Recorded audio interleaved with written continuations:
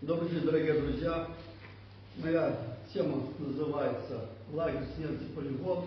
В этот лагерь все отлично знаете. С 1988 года территория этого лагеря была названа таким словом «Куропаты».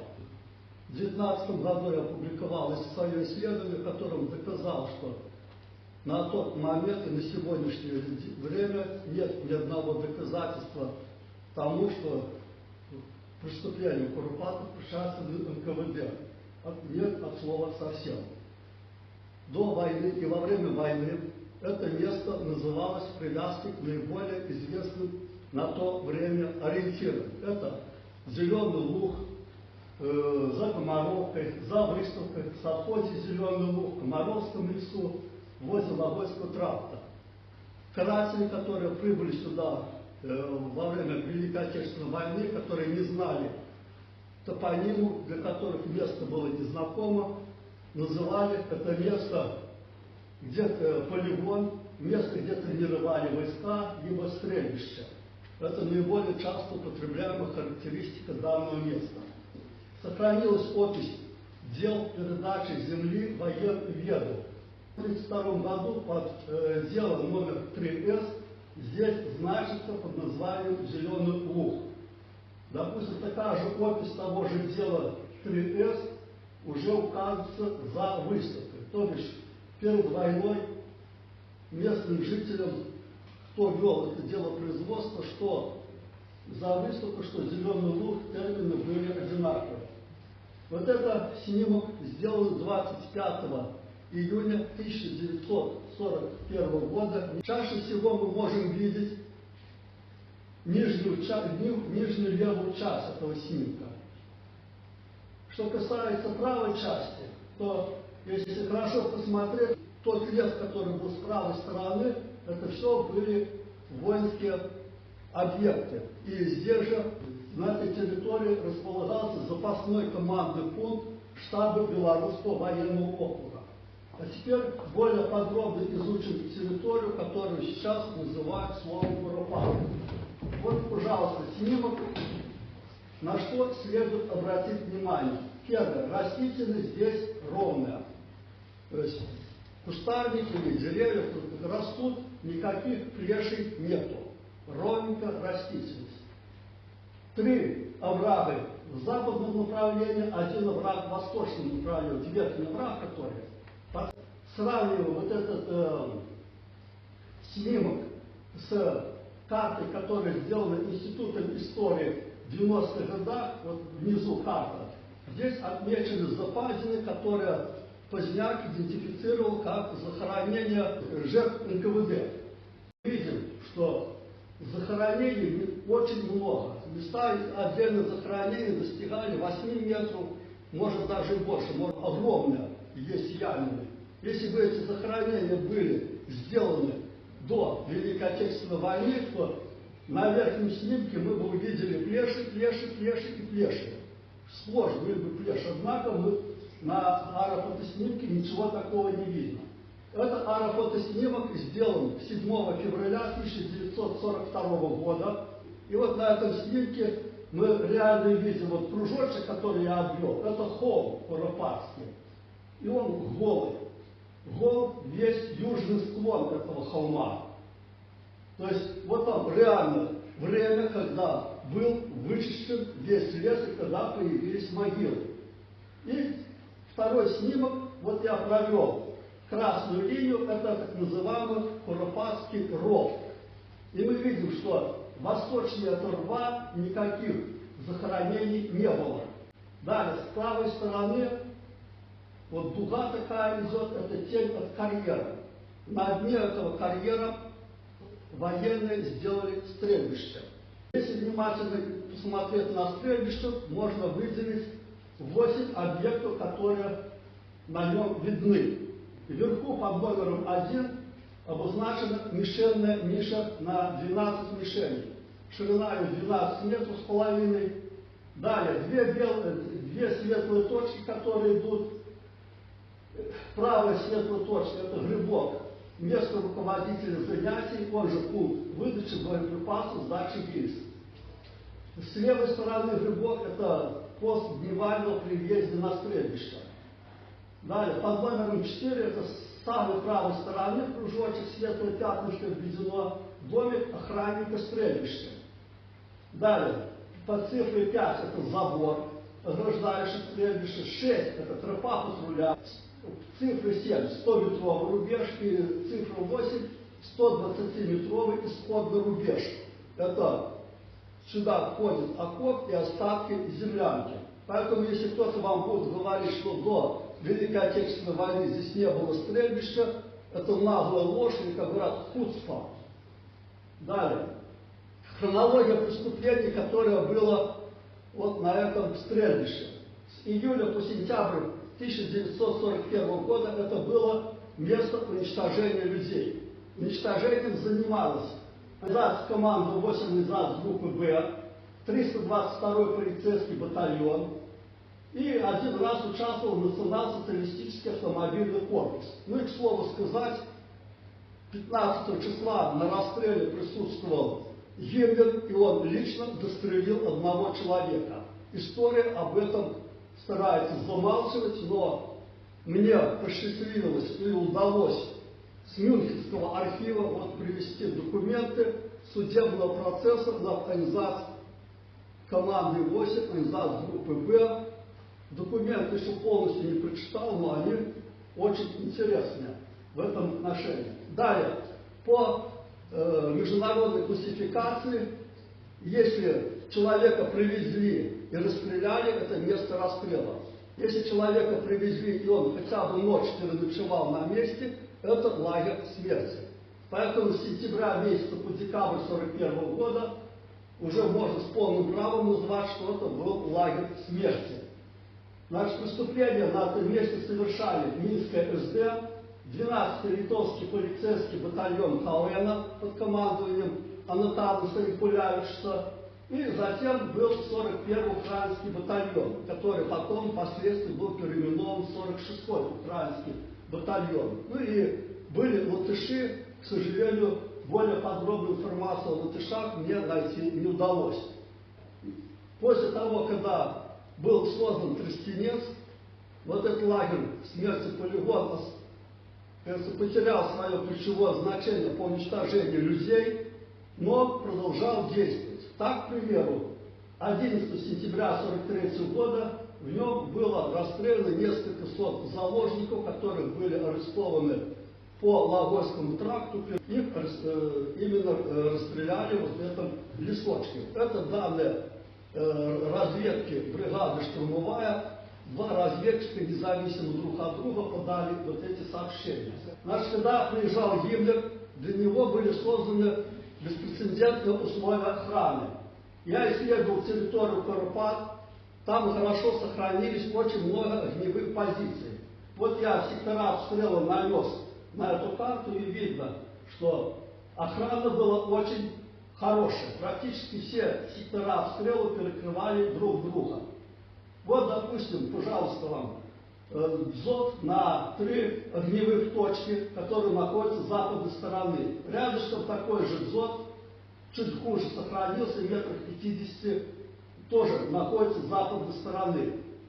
Далее, механизм расстрела евреев, который происходил. Их заводили на стрельбище. По центру стрельбища я обвел овалом синим. Это была территория, которая простреливалась пулеметчиками со всех 4 сторон. Здесь евреев содержали и маленькими группами по 10-15 человек вывозили. Вот я с северной стороны на холме располагалось больше пулеметчиков, с южной я 2 нашел пулеметных гнезда. Вот их вывозили на бывшую тропу патруля. Тропа патруля была переоборудована как коридор. То есть был выкопан ров. И чуть-чуть восточнее, на расстоянии метра, был установлен 3-метровый забор. И вот заключенных евреев на расстрел вели между этим рвом и этим забором. По показаниям Адольфа Мотонога, которого в 1945 году расстреляли, это члены ЗАГС-группы, опять же, Гиммлер присутствовал на расстреле. Расстрел проводился, где раньше обучались войска. Вот из Мюнхенского архива, из судебного процесса над Отто Брэдфишем и организацией команды 8 документ, который подтверждает полностью вот мои исследования, которые я эмпирически выводил. Вот он, пожалуйста, с нижним правым углом вот, вели по Логойскому тракту, потом заворачивали на дорогу Боровая, подводили карьеру. Здесь обозначен дом, который вот домик охранника. Потом здесь обозначено название «Высокий карьер». Потом обозначено земляной холм. И вот, после того, когда возник вопрос уничтожения 7,5 тысяч евреев, схема расстрела, которую я вам только что показывал, она не срабатывала, потому что расстрелять такое количество за один день было невозможно. А охранять стрельбище, оно не было приспособлено для охраны. Там не было освещения, там не было проволоки, не было ограждений. Поэтому была предложена новая схема. Вот с северо-западной стороны полигона была оборудована земляная тюрьма. Там, где стоит ресторан «Поедем, установили прожекторную станцию, и людей стали заводить уже с западной стороны на расстрел. Соответственно, земляная тюрьма, вот ее современный вид, это котлован порядка 50 метров в длину, 12 в ширину, ну и приблизительно 3,5-4 метра в глубину. В этом котловане оставляли людей под открытым небом, они стояли сутки, двое-трое, ходили под себя, тогда погода уже холодная была, мерзли, без воды, без еды. И в итоге, через несколько суток, эти люди начинали завидовать мертвым, тех, которых расстреливали на холме. Вот это, соответственно, со строительством этой тюрьмы территория полигона из места расстрела превратилась в лагерь смерти. Ну и пару свидетельств палачей 12-го литовского полицейского батальона. В средних числах ноября 1941 года весь наш батальон немцы вывезли километров за 6 от Минска в поле на территорию бывшего полигона. Далее. Следующий операция. Затем солдаты 1-й и 2-й роты, окружив эту колонну со всех сторон, повели ее за город, в каком направлении, не помню, погнали километров 5-6 за город, и вот дальше их указывают. Колонну остановили за горкой, чтобы не было видно места расстрела. Я помню, что там был овраг. Вот, пожалуйста, все критерии, которые были на фотографии: овраг, горка, 5 километров за городом. Далее. За 3 дня было убито примерно около 2000 человек, граждан еврейской национальности. Через 3 дня наш литовский батальон сменился украинским. Значит, смотрите, что. Вот снимок, когда 11 октября расстреляли на полигоне людей, заложников в 1943 году. 12 октября был сделан немцами аэрофотоснимок того же полигона, и мы видим 3 огромных котлована. Эти 3 огромных котлована были сделаны фотоснимок 12 октября. 19 октября было ликвидировано Минское гетто. Агентурные разведданные тех, которые в Минске были, работали на партизан, сообщили, что колонна евреев была выведена в направлении Дроздов. То есть не только крестильцы уничтожали, но и, скорее всего, их вывели на полигон. И вот для того, чтобы не было путаницы, иногда говорят, что я путаю Попище второе и вот это вот полигон Куропаты. Вот, пожалуйста, показания Николая Пахомовича Верховца. Он перечисляет, какие были захоронения на Карнич болото, или, как говорят, Карнич болото. Он упоминает Попище второе, а также много расстрельных в совхозе Зеленый Луг. Вот это вкратце то, что касается полигона, который сейчас называется Куропатами, и краткая история, как это происходило. А в конце апреля 1942 года стал функционировать лагерь смерти Тростенец. И, соответственно, Куропаты потеряли свою такую значимость. Какие будут вопросы? Я просто должен высказаться по этому поводу, потому что я давно слежу за творчеством Александра Стефановича. У меня есть его книжка, она вся дочитана до дыр, и вся, по-моему, это уникальный учебник по манипуляции и потасовке. Просто можно разорвать ее на цитаты. У Александра Стефановича всегда в книжке, куда бы ни гнали, всегда люди приходят в Куропатов.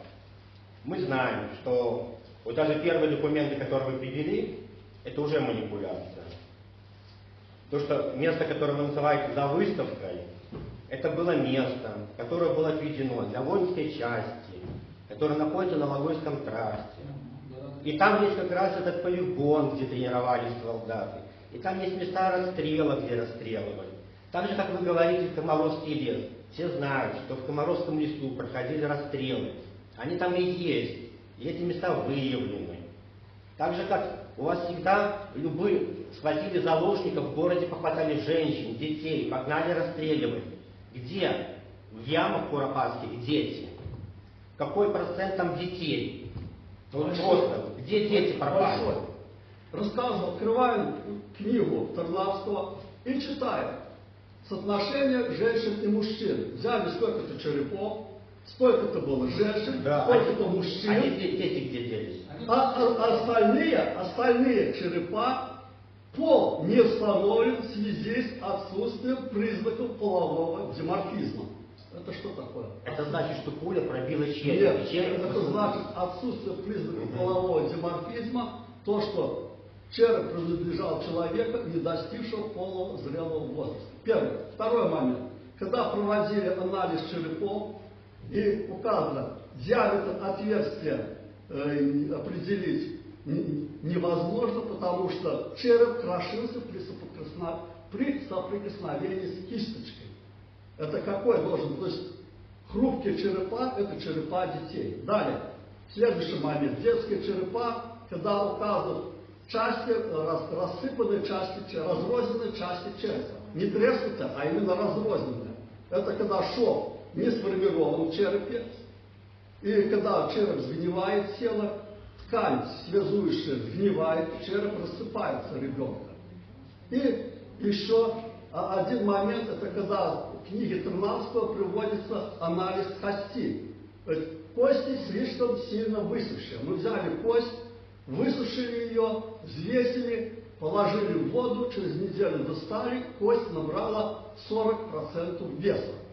40%. Так вот, кости взрослого человека содержат до 80% минеральных веществ. 20% составляет органика. То есть, если мы берем кость взрослого человека, окунаем в воду, она наберет максимум 25%. Кости ребенка содержат твердых веществ, минеральных веществ порядка где-то 40-50%. То есть, если мы кость ребенка опустим, она наберет почти в 2 раза больше веса. Здесь кость набрала 40% веса. То есть, это указывает на то, что была кость подростка. То есть, в книге Тарнавского приводится 4 случая описания детских костей. Но люди почему-то не знакомы ни с криминалистикой, и читающие поверхностно, вот эти факты стараются упускать. Далее, то, что вы писали по поводу воинской части артиллерийской, я специально вам указал, что там, возле Боровой, был запасной командный пункт штаба Белорусского военного округа. Это совсем не воинская часть. Это очень секретное было сооружение, и до сих пор найти информацию о нем очень сложно.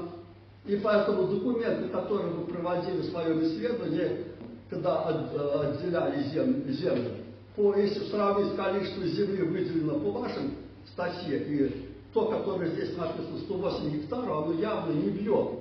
То есть 108 гектаров, остальная земля, она выделена.